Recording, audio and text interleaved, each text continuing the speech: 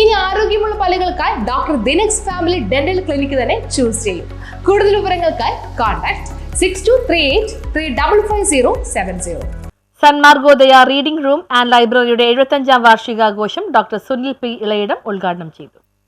1950 സ്ഥാപിതമായ Sanmargodaya reading room and ലൈബ്രറിയുടെ 75ാം വാർഷികം ഡോക്ടർ സുനിൽ പി ഇളയിടം നിർവഹിച്ചു. KJ മാക്സി MLA അധ്യക്ഷത വഹിച്ചു.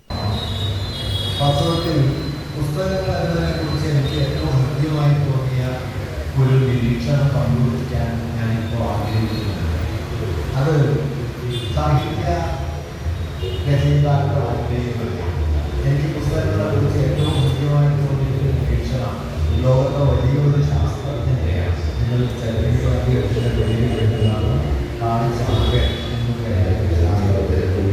മഹാപ്രപഞ്ചത്തെ കുറിച്ചുള്ള ലോകത്തെ ഏറ്റവും പ്രസിദ്ധമായ ഏറ്റവും വിശദമായ വായനാക്ഷമതയുള്ള ഗ്രന്ഥം രചിച്ച ഒരാളാണ് കാൾസാഗൻ. അദ്ദേഹത്തിൻ്റെ കോസ്മോസ് എന്ന ഗ്രന്ഥമാണ് ഒരുപക്ഷെ ഇന്ന് പ്രപഞ്ചത്തെ മനസ്സിലാക്കാൻ ഏറ്റവും സഹായകരമായ ഒരു കൃതിയായി ആളുകൾ ഉപയോഗിച്ചു പോരുന്നത്.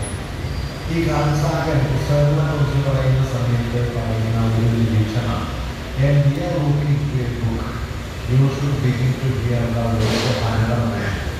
ഒരു പുസ്തകത്തിലേക്കുള്ള വെറുമൊരു നോട്ടമാണ്.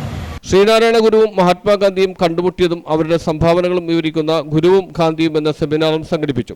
ആലുവ അദ്വൈതാശ്രമ സെക്രട്ടറി സ്വാമി ധർമ്മചൈതന്യ പ്രഭാഷണം നിർവഹിച്ചു. Library president advocate KN Satheesan, convener KP Shelvan, GCD അംഗം PA Peter, Palluruthy area secretary KS Radhakrishnan, Kochi നഗരസഭ വിദ്യാഭ്യാസകാര്യ standing committee chairman VS Sreejith, councillor CR Sudheer, Mithun Prakashan എന്നിവർ സംസാരിച്ചു.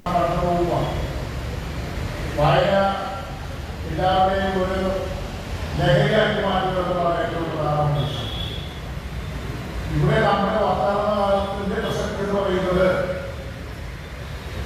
ഗുരുവും ഗാന്ധിയും കൂടി സമ്പാദിച്ചത് 100 വർഷം കഴിയുകയാണ്.